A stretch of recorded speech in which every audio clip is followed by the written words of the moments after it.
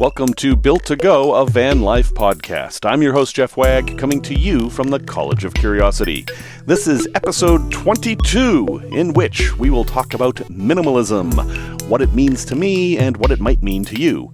We'll also talk about front-wheel drive versus rear-wheel drive versus four-wheel drive, a tale from the road of the Texas Death March, a review of the Curtis Tow Hitch, and visiting Starry Meadows.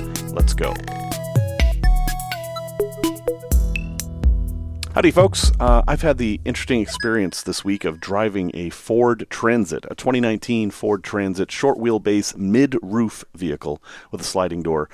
And it's not my normal van, and I was using it to deliver PPE and hand sanitizer and that kind of thing to the local community here.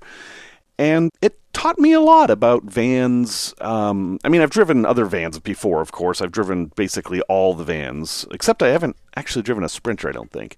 But spending a good deal of time in someone else's van gave me a better perspective on van size. A couple little things I noticed. First, the Ford Transit has a very nice front. The cab is very nice. But the back, before you build it out, it's really flimsy and has lots of sharp edges, and honestly, it just wasn't very appealing. It made me think less of it, to be honest. Also, the step up from the ground to get into the thing was much, much higher than my NV200, and I tripped a few times because, I'm kind of used to stepping up in the back there. Just a couple of quick little observations that it's a good idea to spend time in the van that you're going to end up buying, because you're going to learn some things that aren't necessarily obvious. This week, I wanted to talk about minimalism, and I've been a fan of minimalism in art for a long time. I enjoy minimalist music like Laurie Anderson and Steve Reich, and I like minimalist art like, say, Magritte, that type of thing, where there's not a lot of adornment. That stuff's all a little different than what we're talking about in van life anyway. The minimal part gives you the idea that we're talking about less. And I think that is the concept that carries forth. And doing a little bit of research to talk about this, I came across an article on nosidebar.com. It's actually an intro to a course you can take on minimalism. And it broke it down pretty nice for me, so I'm gonna steal their format, and I'll give you a link in the show notes. This was written by Melissa Kamara Wilkins, so I want to give full credit there. She has it broken down into these 5 types: the essentialist, the experientialist, the enoughist, the eco-minimalist, and the soul minimalist. Let's talk about each of those individually, and then I'll kind of tie them all together, or not, at the end. So the essentialist is the idea that you're going to focus on fewer things, but more intently. You're going to do better with fewer things. So instead of having 17 different sharp knives in your kitchen, you would just have one really good sharp knife that you could do everything with. Or if you were going to play musical instruments, instead of having a guitar, a flute, drums, and a harmonica, you were just going to focus on that harmonica and become the best harmonica player you could. It's the idea that you choose fewer things and make them more important. And that's kind of, if you have a van, that's kind of what you're doing, right? You're not going to have a home filled with many rooms. You're going to have a smaller van space that you're going to focus on and make it the best. But best is a subjective term. I am not really an essentialist. I adopt a bit from each of these philosophies to some extent, but I'm not really an essentialist because I am a jack of all trades. I am not that one sharp knife. I'm a leather man, and that means I do a whole bunch of things, but not very well. There's always somebody doing something better than I am. I'm never the best in the room at anything. But I do have this somewhat unique ability to be able to do almost everything. I can plug myself into different roles and be different people at different times. This is probably a mental disorder of some sort, but what the heck? I'm 53 years old. I might as well embrace it at this point. Essentialism is not what I'm doing with minimalism, but again, I'm going to steal a little bit of it. I do like the idea of having as few pots and pans as possible, as few knives as possible. Don't want any clutter. Minimalism versus clutter is a common theme here. The next one on the list is experientialist, and this one definitely applies to me. This is the idea that you collect experiences rather than things. So instead of collecting a baseball that was used in every baseball park all around the country, you would go see a game at every baseball park all around the country, which my father actually did in 2004. He went to every single park and saw a game there. There's a website for that if you're interested. It's 30parks.com, 30parks.com. It's interesting stuff. It's a little dated. I built the website, obviously, 16 years ago. I've traveled to all 50 states, and I've been to a bunch of different countries. I haven't quite made the 100 club yet. I hope to do that before I die. But the nice thing about collecting experiences is they can't be taken away from you.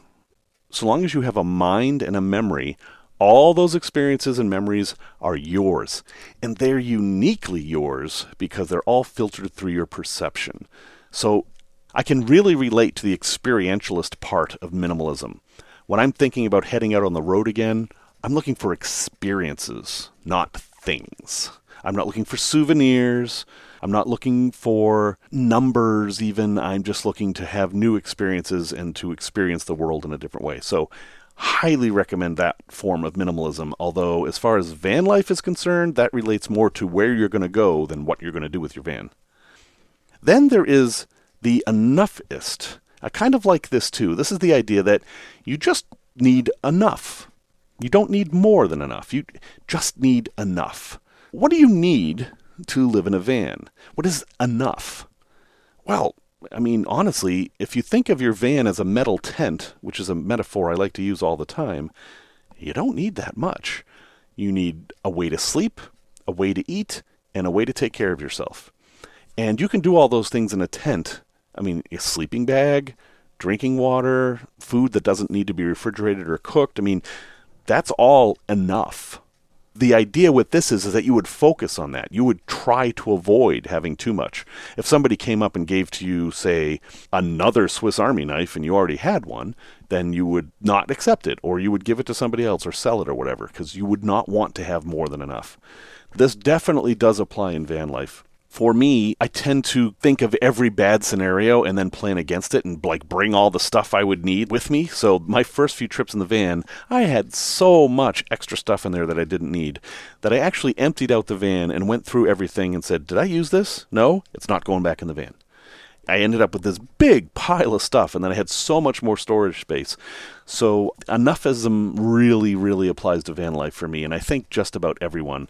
If you're a hoarder type of person, and I am to some extent, my house is filled with all kinds of little scraps of wood and plastic that I might need someday, so I get that. Van life is going to be a little bit more difficult for you, but not impossible. There's plenty of people with cluttered vans out there that are having a great time. This one is the one you're going to see on Instagram and YouTube a lot, and that is the eco-minimalist. These are folks that are attracted to van life to try to lower their impact on the world. This one I struggle with a bit. I certainly don't have any problem with the concept. I mean, we should all be as least wasteful as possible. But you get into trouble here if you think about it too much. First off, you're in a vehicle. You would actually reduce your impact on the world by living in an apartment. That's probably the lowest impact place you can live because everybody's sharing the same square of ground. They're sharing a bunch of utilities. I think when you do the math, a high-rise apartment is probably the lowest impact on the world. Vans use gas and fuel. They need space, and they're really not that eco. And then you might say, "Oh, I'm going to make up for that with what I eat and how I take care of myself and all that." And yeah, sure. You can help there. But because you can't store a lot of food, you are going to be buying smaller quantities, which have a bigger impact on the world as well. So my problem with eco-minimalism is that it seems like some folks embrace this like a religion, and they don't look and take the whole picture. This, it's a big enough topic to have its own episode, but while I do try to minimize my impact on the environment, I'm definitely a fan of Leave No Trace, for example. This isn't something I'm going to embrace wholeheartedly because I would be a hypocrite if I did, because I'm out in my van when I actually have a house, and that is not the most eco-friendly thing. Also, and I'm sorry to say this, if you have a pet in your van, you are not embracing eco-minimalism.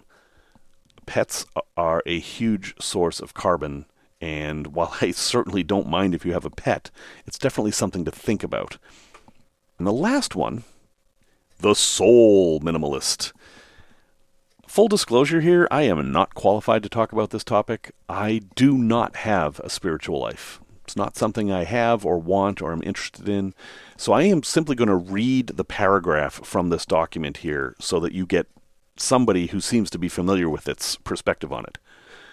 The soul minimalist cherishes stillness of the soul and works to keep mental and spiritual clutter to a minimum. Practices of quiet, mindfulness, stillness, and listening are all important here. That's the soul minimalist. I think a lot of folks in van life are looking for that, to get kind of away from people and kind of experience. Oh, wait, that's a different one. No. Kind of, see, I can't even talk about it. But the idea that you want to focus inwardly and kind of be at peace is definitely a part of van life. And I think a lot of people are drawn to van life just to get away from the rat race, and that might apply here. I don't know. That one isn't for me. After reading all of these, I think what I am and what brings me to van life is experientialism, and then a combination of a enoughist and essentialist. And I'm going to call that an optimist. No, I can't. That's already taken. An optimizerist. No, that's not good at all. An optimizer. Optimizer? I like that. Optimizing is where I'm at. I'd like to have as little as possible, but as much as is necessary. And that is a step above enoughism, because to me what is necessary is comfort. And I think enoughism will try to steer you away from comfort and maybe get you more into the embrace the suck thinking, where you're going to become more comfortable with discomfort. Also an important part of van life, but not something to be lauded, in my opinion. If there's a way to make yourself more comfortable, go ahead and do that. Me having an electric water pump and I can just turn on the tap and water comes out, that is more than I need, but it's definitely something I want. It certainly makes me comfortable. I want my van to be as simple as possible. So for the concept of minimalism, I love the art and I love aspects of life that involve it, but I caution folks to take a look at the big picture and not treat it like a religion. What we're doing here is very individual, and we don't have to conform to anybody else's ideas. Tech Talk, let's talk about the types of drivetrains you can have in your van. Now, in the U.S., we have surprisingly few vans available, which is kind of a shame. If you look at what they have over in the U.K., for example, they've got all different shapes and sizes and mostly diesel. You can get diesel vans in the U.S., but they're less common, and diesel is not as good an economy here. But I want to talk specifically about how the wheels move, basically. You've got three options when you buy a van. You can get rear-wheel drive, which is the standard, most common type for vans, and that is there's a drive shaft coming from the engine that powers the rear wheels. Very simple, very time-honored. You can get front-wheel drive, which is two constant velocity joints that make the front wheels go, and there's nothing going to the back wheels at all. And then you can get four-wheel drive that comes in a variety of configurations, including all-wheel drive, full-time four-wheel drive, part-time four-wheel drive. And then you can have front and rear diff locks and center diff lock. There's all kinds of different ways to do four-wheel drive. But let's talk about the pros and cons of each. Okay, rear-wheel drive. This is what you're going to find in your Ford Econoline and your Ford Transit and your Chevy vans and your Sprinters. Most vans are rear-wheel drive, and that's because rear-wheel drive is the strongest drive. It's the one you can abuse the most. You can put a lot of weight on it, you can tow a lot with it, and if that's your concern, maximum payload, or if you're going to be towing something heavy, rear-wheel drive is probably what you want. It's also the simplest. It's the easiest to repair. It has the fewest moving parts, believe it or not, but there are some downsides to rear-wheel drive. It doesn't allow you to have a low floor. Because there's this big drive shaft going from the engine to the rear, you need space for that. And that space is underneath the floor. So if you've ever stepped up into a traditional van, it's a much higher step than it is into a front-wheel drive van. Also, because rear-wheel drive vans tend to have a higher cargo capacity, they're jacked up more to begin with. They have beefier springs, and that pushes the body up. While these vans may look like there's a lot more interior room from the outside because they sit so high and their roofs are so high, in fact, on the inside, that's not where that is. It's underneath the van that's being pushed up. So it's something to consider with rear-wheel drive. Front-wheel drive, which is basically only available in the smaller vans like the NV200 and in the ProMaster, which is the only U.S. van that has front-wheel drive that I'm aware of. That's the same as a Fiat Ducato if you're overseas. It has a bunch of advantages. There are some maneuverability advantages. There's a really tight turning radius in these because of the way they are, where the wheels are pulling the vehicle along. They can actually adjust the turning radius to be much tighter. And in some cases, they're more maneuverable, say, in snow and such. Having the drive wheels be movable can help you in certain circumstances. But because you've got the drive wheels at the front when you're towing, it kind of creates a bad dynamic where if you have the front wheels turned, you're sending a whole lot less power to the rear of the vehicle, and that makes the engine have to work harder to tow the same amount. So I have a front wheel drive vehicle. I'm a fan. I think front wheel drive is a fine option for a van, and it also allows for a lower floor, which I think is great. But you will have to give up some of your oomph. And that's okay. You can give up some of your oomph. I mean, most of us here are just building camper vans. We're not trying to haul trailers full of gravel anywhere. Also, front-wheel drive can often have a gas mileage benefit. If you're going straight on a highway, a front-wheel drive is going to use a lot less power than a rear-wheel drive because you don't have to spin that big drive shaft and get the power back there. Four-wheel drive, as it is in vans, that's almost always all-wheel drive, which isn't true four-wheel drive. All-wheel drive means that every wheel can turn, but typically they don't all turn at the same time. You might have front left and right rear, and that'll adjust based on the traction. It's good. I mean, it's certainly better for going off-road or driving in slick conditions than either of the other options. But don't mistake all-wheel drive for four-wheel drive.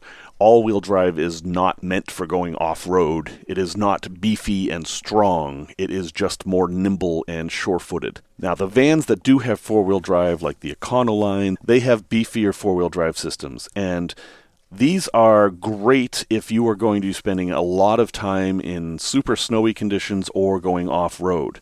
But you do pay a price for four-wheel drive. There's a lot more mechanical complexity, there's a lot more that can break, and it eats up some serious gas mileage. Four-wheel drive is not the efficient way to go. In fact, the most efficient way to go is one-wheel drive, and that's usually how your car is operating, is only one of those wheels is providing power. So think about those things. Everything is a trade-off. Personally, for me, I think front-wheel drive is the best balance of everything, but rear-wheel drive has a lot of appeal as well, and four-wheel drive, without a doubt, is going to let you get to more places. So consider what you're going to do. And also remember, with four-wheel drive, you're going to pay a premium for that.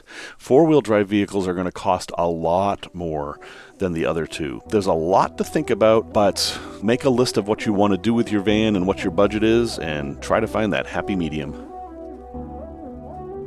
Tales from the road. So, I'm going to admit some bias here, and someone called me out on it in the best possible way. I grew up in New England, and in New England we had an opinion of Texas that was less than favorable. We looked at Texas as kind of this big, dumb, proud state. I would often say that Texas is missing an S. Now, I had been to Texas, but I hadn't spent any real time there, and I had a friend from Texas, and she was like, "Hey, who are you to be talking about Texas like that? You've never been there. You don't know what you're talking about." And I was like, "Well, and like she said, No, you don't get to talk like that. You don't get to talk like that unless you come down here and spend a week with me in Texas and let me show you what Texas really is." And she did.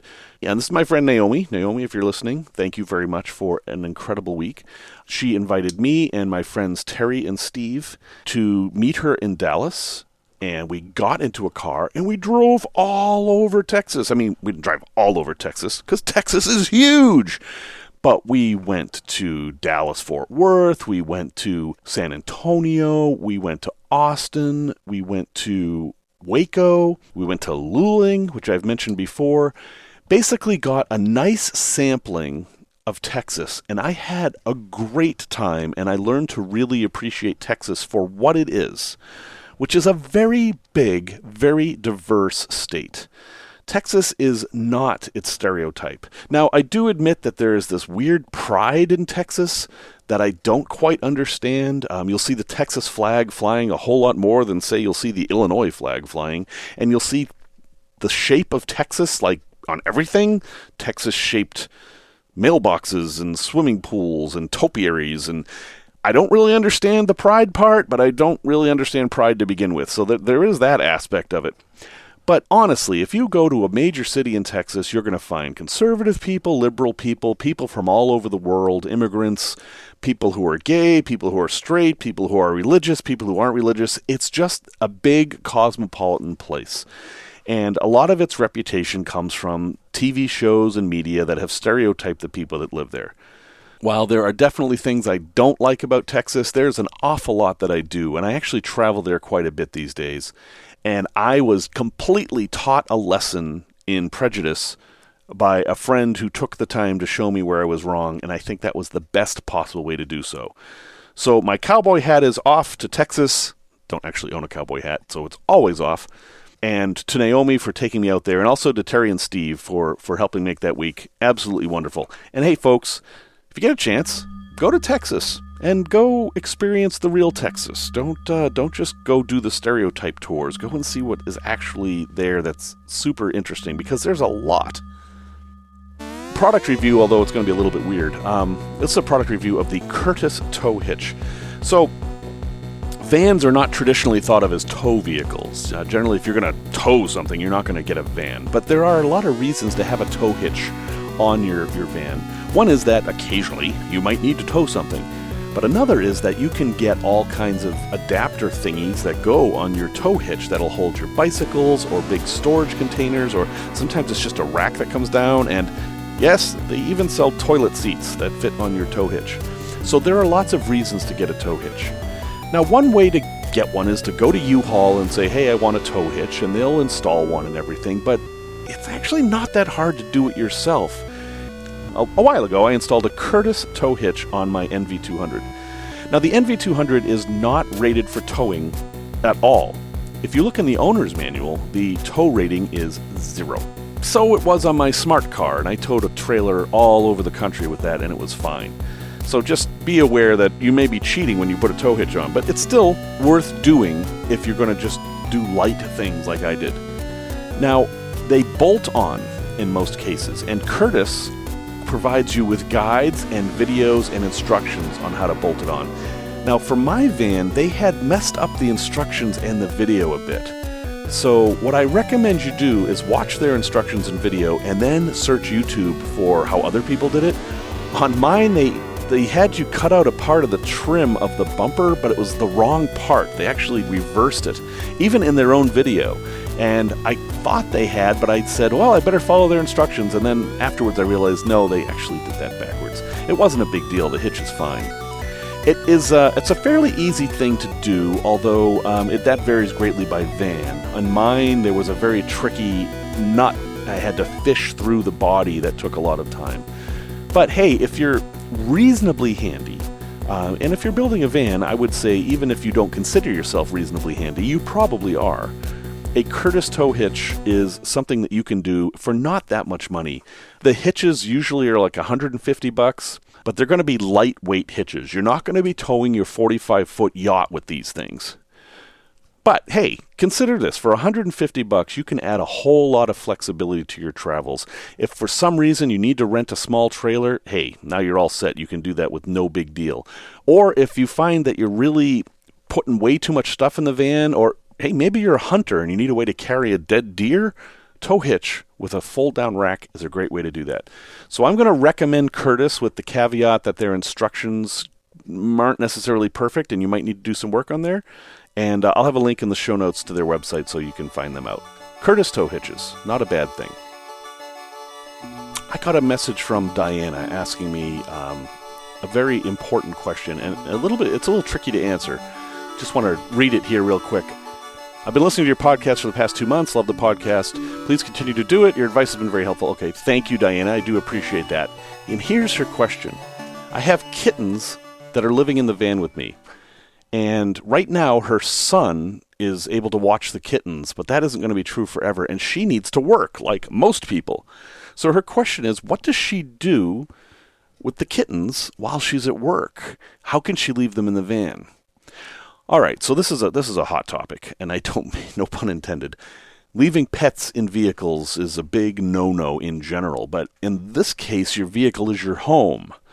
So what I told Diane was cats are fairly hardy. They can tolerate pretty cold temperatures and actually can tolerate fairly hot temperatures. Their ancestors actually lived in the desert. But that doesn't mean you can leave them in a van out in the sun. That will kill any animal. She lives in California, so I don't actually know what kind of environment she has, because California has every kind of environment.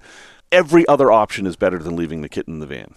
But if you don't have a choice, the best thing you can do is to make sure the kitten has lots of water and make sure the vehicle's parked in the shade. Now, I'm not so worried about the cold. The cat will take care of itself in the cold. You can give it a nice blanket to curl up in and maybe in an insulated area. I mean, in the city here, people put out coolers with a hole cut in it to have cats live in the winter. And so you could certainly do something like that in your van. That's easy. Having liquid water for them is important, though. You got to find a way to keep the water from freezing. It's the heat that's the real big deal. So here's the best thing I can offer, and I'm happy to have other suggestions from folks listening. Make sure the cat has a lot of water that they can access all the time. Make sure the van is not in the sun. If you park your van in the sun in the summer, you will kill your cat. Simple as that. Do not do that. Make sure there's ventilation in the van. And obviously you don't want the cat to get out the window, so you have this issue where you can't leave the windows down. So make sure your van has ventilation installed that is adequate to keep the van at least as cool as it is outside. You don't want the van to become an oven. If you can park in a place where your van stays the same temperature as outside, and that means a lot of ventilation again, I think you're going to have your best bet for the cat. Now, they do sell devices that will keep track of your temperature in the van, and you can access them with your cell phone and all. But then you've got all these complexities of you need to have a Wi-Fi hotspot in the van that's on all the time, and you have to pay for a plan for that, and it's expensive and complex. And I think that if money was no object, you would already have found another solution for this. Another thing to think about is that if people see your van and you have an animal in it, they might do something drastic like break your windows to get the animal out, not understanding that you had taken precautions. Now, again, it is generally not safe to leave an animal in a vehicle for any length of time. But if you don't have a choice, you have to do what you can. And a lot of people in vans are in that situation. So, lots of water, lots of ventilation, and absolutely do not leave your van in the sun. Make sure it is in complete shade. If you can't find a place for complete shade, then I'm afraid that you just can't have a cat in the van. That is the reality, because that cat will not survive. And how can you tell if your cat's having trouble? If your cat is panting or acting lethargic, more than normal, that's a sign the cat's overheated. Cats don't pant normally. When a cat's panting, it's in serious distress and you need to take it to the vet. So I hope that helps. I'm happy to hear some other suggestions. I know people are going to say immediately, no, you can't have a cat in a van. I'm not willing to go there because I know people have cats in their vans. They're all over YouTube and Instagram. It can be done, but it does require some caution. So Diana, thank you very much for writing, and thank you for the kind words, and I hope that is of some help.